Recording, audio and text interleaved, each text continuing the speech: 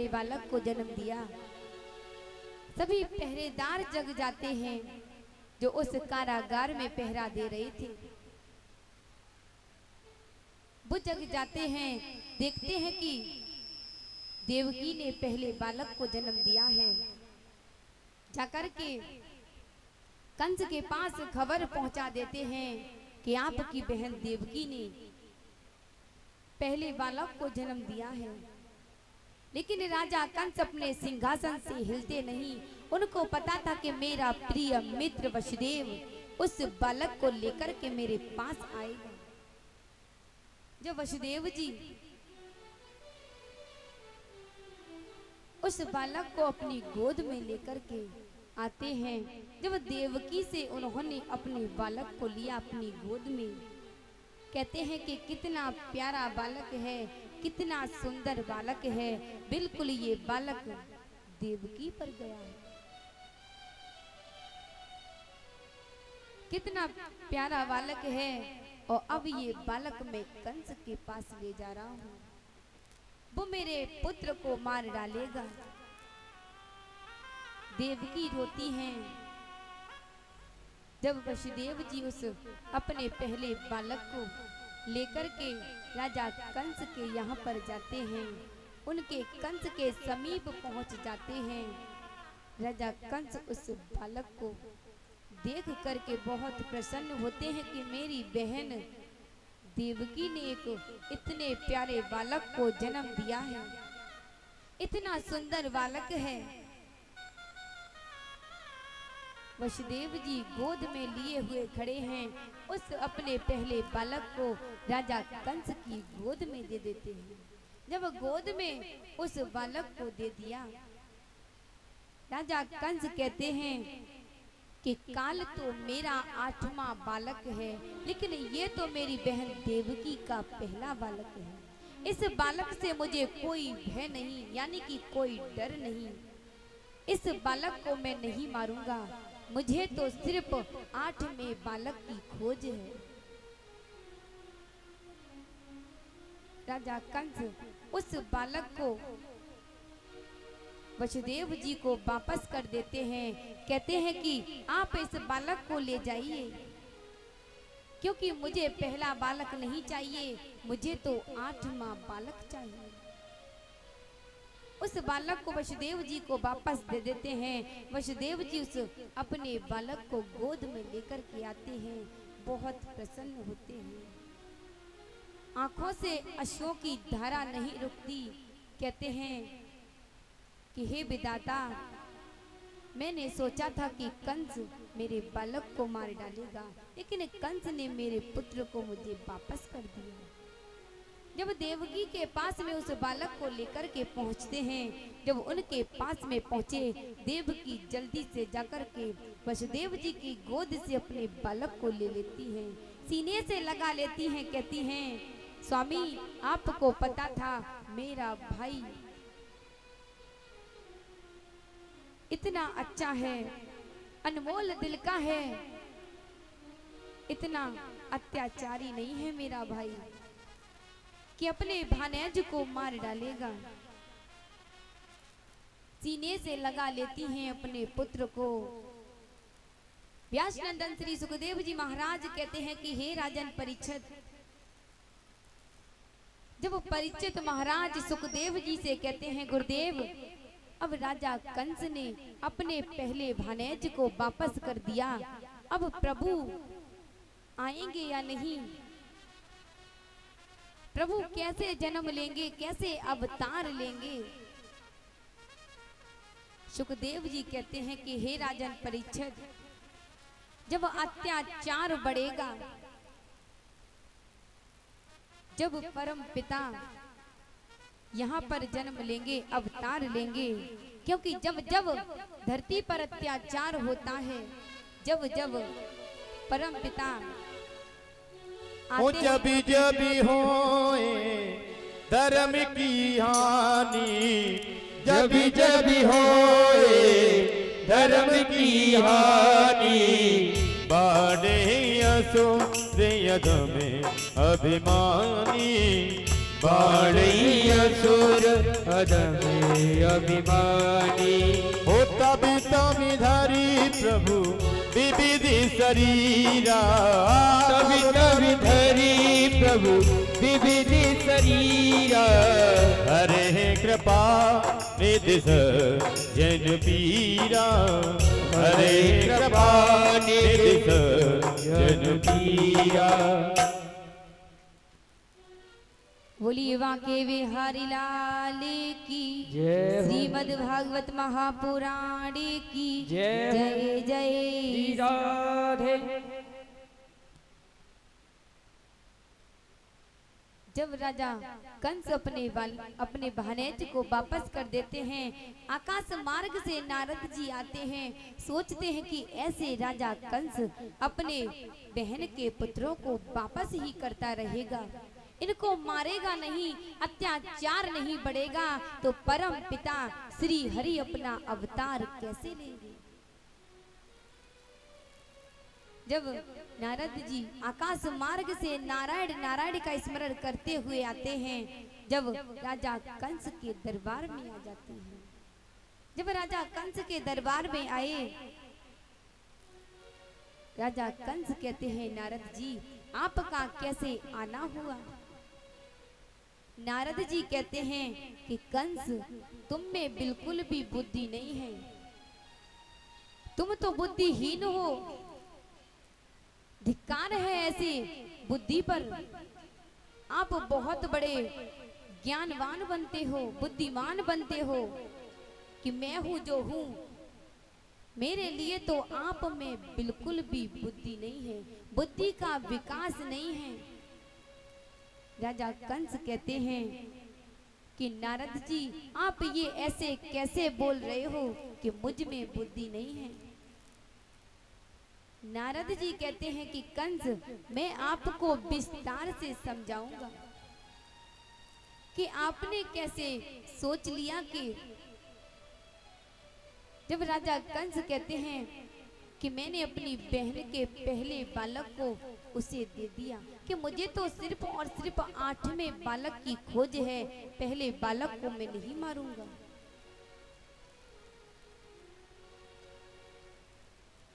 राजा कंस से नारद जी कहते हैं कि कंस तुम्हें कैसे पता पहला कौन सा है और 8वां कौन सा है। कंस कहते हैं कि आप ये कैसे बोल रहे हो। नारद जी कहते हैं वहां पर एक पुष्प पड़ा हुआ था, एक फूल, उस पुष्प को नारद जी उठाते हैं, उस पुष्प की सारी पत्तियों को तोड़ के एक तरफ रख देते हैं, उसमें सिर्फ 8 पत्तियां छोड़ते हैं। जब 8 पत्तियां छोड़ी, उस पुष्प को हाथ में लेकर के राजा कंस के समीप आ जाते हैं और कहते हैं कि कंस मैं गिनूं इनको तो आप सिर्फ ध्यान पूर्वक देखना।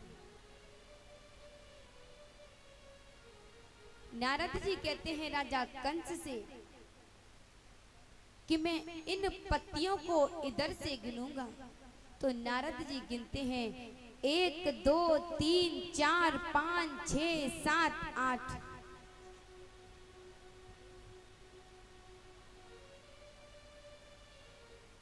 जैसे ही राजा कंस देख रहे हैं,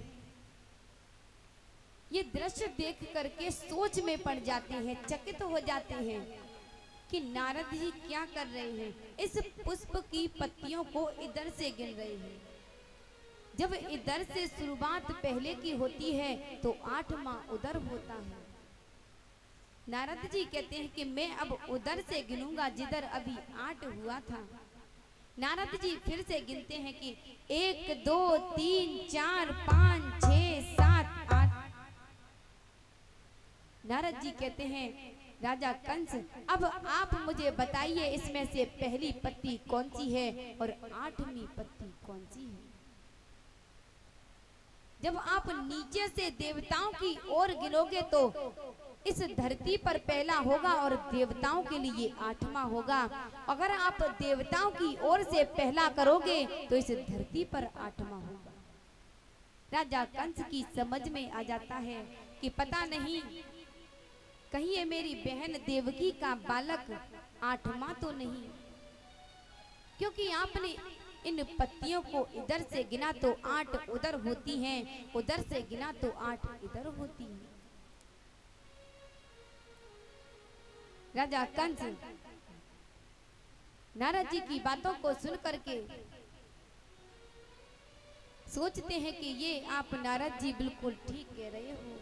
नारद जी सोचते हैं कि जब तक राजा कंस अपने पहले भानेज को नहीं मारेगा तो 8वां कहां से आएगा। नारद जी चले जाते हैं नारायण नारायण का स्मरण करते हुए। राजा कंस अपने सिंहासन से खड़े होकर के दौड़ते हुए जाते हैं मैया देवकी और वसुदेव जी के पास में। जब मैया देवकी और वसुदेव जी के पास में जाते हैं, राजा कंस जाकर के अपनी बहन देवकी की गोद से उस बालक को छीन लेते हैं। जब उस बालक को छीन लिया, छीन करके अपने सिंहासन के पास में आ जाते हैं। देवकी और वसुदेव जी राजा कंस के पीछे पीछे आ रहे हैं। जैसे ही राजा कंस अपनी बहन देवकी के उस बालक को शिला पर पछीट करके उनके प्राणों को निकाल देते हैं। जब राजा कंस ने अपनी बहन देवकी का पहले बालक की हत्या कर दी, मैया देवकी और वसुदेव जी बहुत उदास होते हैं। मैया देवकी की आंखों से आंसू निकल जाते हैं। कहते हैं, हे परमात्मा, तूने मुझे मेरा पुत्र दिया तो तूने मेरा पुत्र छीना क्यों। बहुत उदास होती हैं, रोती हैं। वसुदेव जी रोते हैं। धीरे धीरे समय व्यतीत होता है।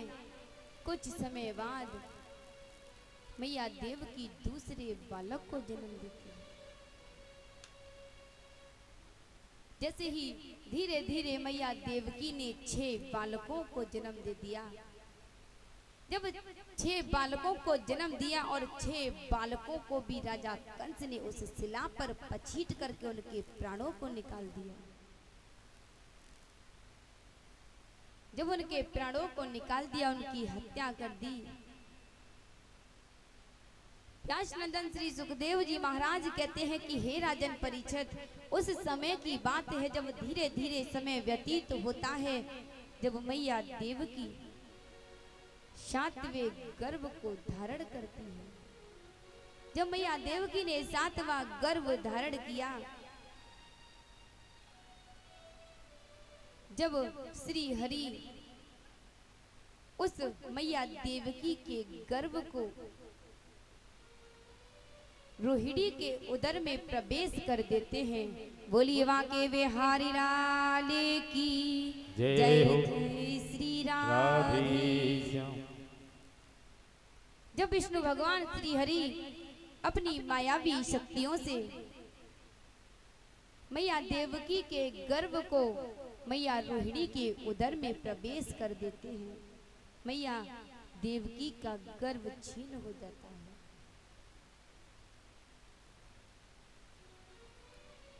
जो रोहिणी वसुदेव जी की दूसरी पत्नी थी, उनके उदर में प्रवेश कर देते हैं। तस्य गर्भस्य मार्ग देवकी यदर्थ सप्ते गर्भः कंस ने विनिपातिता। उधर देवकी को उस 7वें गर्भ की खोज होने लगी। इतने में ही देवकी सोचती है कि मेरा 7वां गर्भ कहाँ गया। इतने में ही देवकी अपने 8वें गर्भ को धारण करती है। जब मैया देवकी 8वें गर्भ को धारण कर लेती हैं, धीरे धीरे समय व्यतीत होता है। कुछ समय बाद जब मैया देवकी के जब एक दिन रात्रि में वसुदेव जी और मैया देवकी उस कारागार में सो रहे थे, उसी रात्रि में विष्णु भगवान आते हैं उनके स्वप्न में, यानी कि उनके सपने में आकर के कहते हैं कि मैया मैं आपके गर्भ से जन्म लूंगा, लेकिन मैं जन्म तो लूंगा लेकिन मुझे रातों ही रात गोकुल नगरी में पहुंचा देना। मुझे रातों ही रात गोकुल नगरी में पहुंचा देना। श्री हरि मैया देवकी के पास में खड़े थे। स्वप्न में देख रही थी कि मेरे पास श्री हरि आए हैं। मैया देवकी बहुत प्रसन्न होती हैं देख करके, सोचती है कि अब तो मेरा 8वां पुत्र, मेरा 8वां बालक मेरे भाई कंस से बचेगा। धीरे धीरे समय व्यतीत हुआ। जब मैया देवकी अपने 8वें देती हैं, जब 8वें बालक को जन्म देती हैं, भगवान की माया, जब मैया देवकी ने 8वें बालक को जन्म दिया, सारे पहरेदार सो जाते हैं। अर्ध रात्रि होती है, यानी कि आधी रात्रि होती है। समय रात के 12 बजे, दिन अष्टमी का होता है। महीना भादों का होता है, दिन अष्टमी का होता है, रात के 12 बजे। जब मैया देवकी ने एक बालक को जन्म दिया, सारे पहरेदार सो जाते हैं। जब सारे पहरेदार सो गए, हाथों से हथकड़ियां खुल जाती हैं, पैरों से बेड़ियां खुल जाती हैं, और जैसे श्री हरि मैया देवकी के स्वप्न में आकर के कह कर के गए थे कि मुझे रातों रात गोकुल नगरी में पहुंचा देना। वसुदेव जी ने देखा कि सारे पहरेदार सो गए, हाथों से हथकड़ियां खुल गईं, पैरों से बेड़ियां खुल जाती हैं। अपने लाला को सूप में रख करके उस कारागार से बाहर जाते हैं। जब उस कारागार से बाहर गए,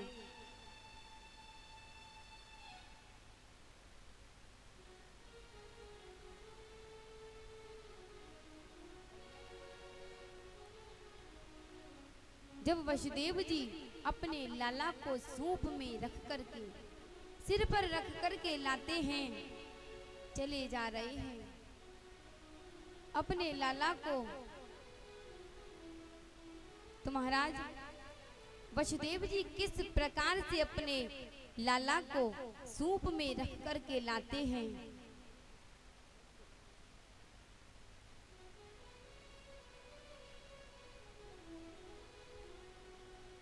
जब लाला कन्हैया को लेकर के आते हैं तो किस प्रकार से लेकर के आते हैं। अर्धरात्रि होती है, भादों का महीना होता है, अष्टमी का दिन होता है, समय रात के 12 बजे।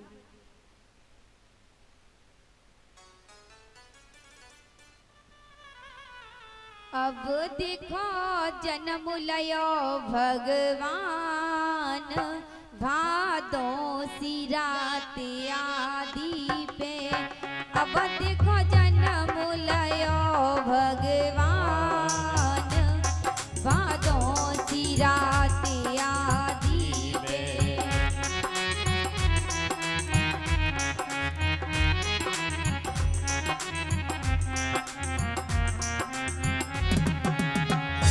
भादों सी रात आदि पे, भादों सी रात आदि पे। ओ भादों की रात आदि पे, भादों की रात आदि पे। अब देखो जन्म लयो भगवान, भादों सी रात आदि पे। अब देखो जन्म लियो भगवान ने रात। वसुदेव जी वहीं खड़े हो जाओ। सब टूटे जेल के तारे, सब सोए गए पहरे बारे। सब टूटे जेल के तारे, सब सोए गए तेरे रारे। अब देखो जन्म लयो भगवान, भादों को जन्म लियो भगवान, भादों की रात आधी में। ये हो लाला की। अभी कोई भी हमारी माता बहन जो कुछ भी लेकर के आई हो, अभी कोई लुटाएगी नहीं।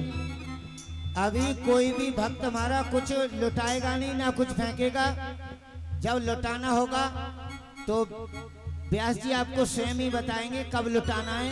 पहले आप शांति से कथा का पान करिए।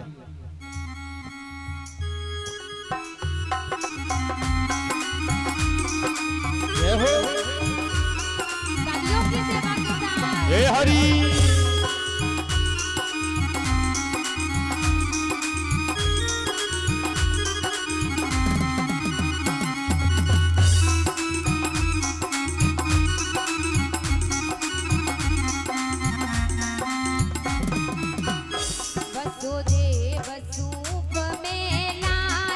रुक जाओ, रुक जाओ। यमुना के किनारे आए, वसुदेव सूप में लाए, यमुना के किनारे आए। वसुदेव सूप में लाए, यमुना के किनारे आए। अवध के मन में रहे घबराए, भादों सी रात आधी में। अब जित जन्म लियो भगवान, भादों की रात आधी में। ये भादों सी रात आधी पे, भादों सी रात आधी पे, भादों की रात आधी पे, भादों की रात आधी पे। अब देखो जन्म लयो भगवान, भादों सी रात आधी पे। जन्म लियो भगवान, भादों की रात आधी पे। तालियों की सेवा के साथ। सभी कन्हैया जी का आशीर्वाद लेंगे बारी बारी से।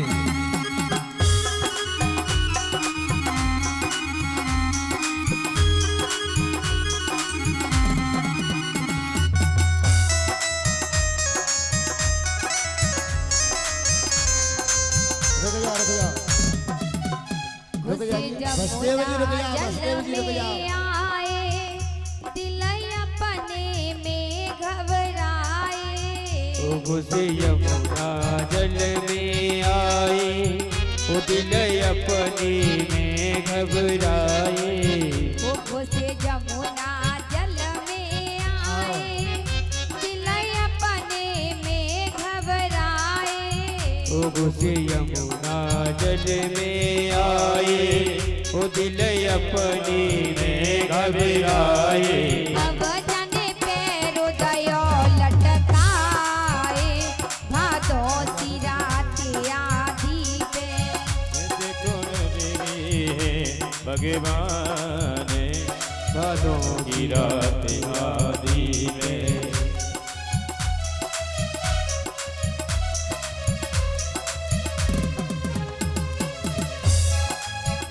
गोकुल नगरी में आए, यशोदा के बगल सुबाए। गोकुल नगरी में आए, यशोदा के बगल सुलाए। गोकुल नगरी में आए, यशोदा के बगल सुबाए। अब जने कन्या लइए उठाए, भादों सी रात आधी पे। जन्म लियो भगवान, भादों की रात आधी में। अवध को जन्म लयो भगवान, भादों सी रात आधी पे। अब जन्म लियो भगवान, भादों की रात आधी में। अवध को जन्म लयो भगवान, भादों। सचिन भाई और कमेटी वाले जहाँ कहीं भी हो वो गद्दी के पास आ जाए। कृपया जितनी माताएं खड़ी हो गई हैं वो बैठ जाएं। हाँ बोली वाले गोपाल की, जय हो। बाके बिहारी लाल की। सचिन बाबू तोमर जी